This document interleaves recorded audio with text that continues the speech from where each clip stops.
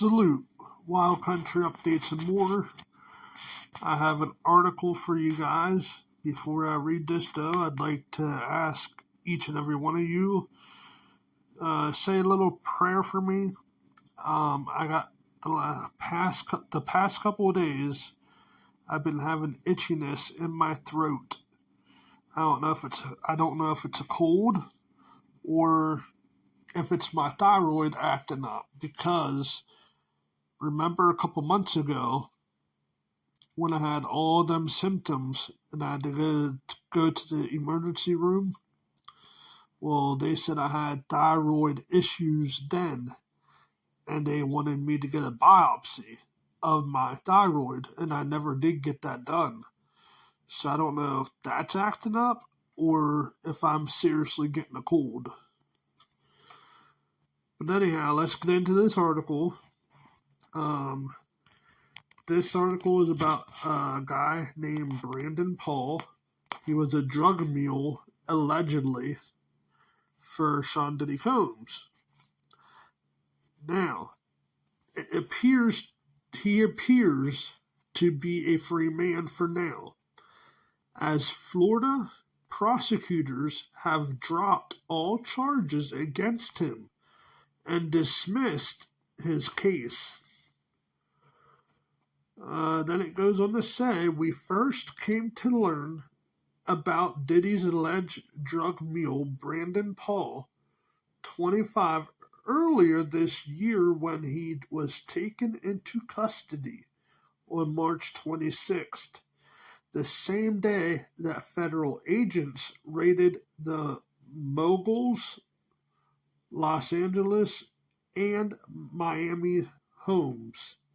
However, shortly before his arrest, Brandon Paul, a former basketball player for Syracuse University turned assistant to Diddy, was named in a lawsuit filed by music producer Rodney Little Rod Jones.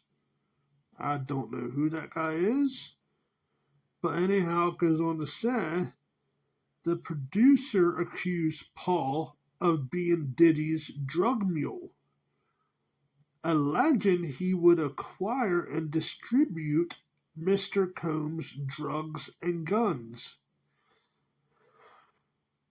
That's somewhat hard to believe, because I'll tell you why here in a second. Little Rod would also accuse Diddy's former girlfriend, rapper Young Miami, of being a mule of sorts as well.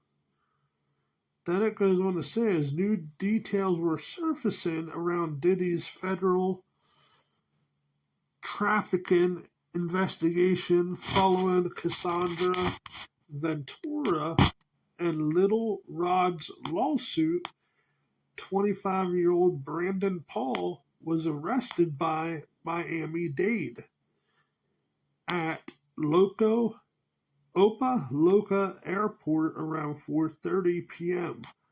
Paul, who police claimed had contraband inside his personal travel bags, was reportedly taken to Turner Gulford Night Correctional Center in Miami and held on to $2,500 bonds for two charges: cocaine possession and possession of a controlled substance, described as marijuana-infused candy.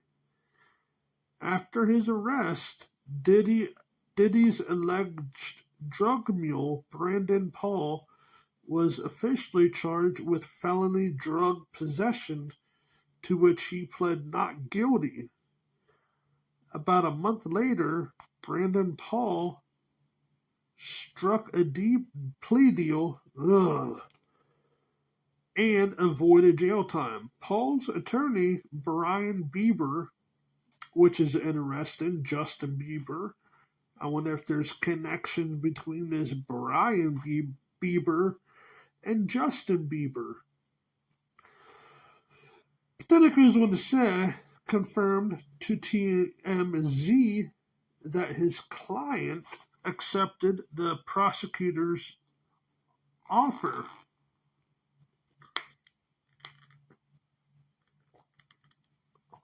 And that is to enter a diversion program which lasts about 6 months. Upon completion of the program, Paul's case would be dismissed entirely.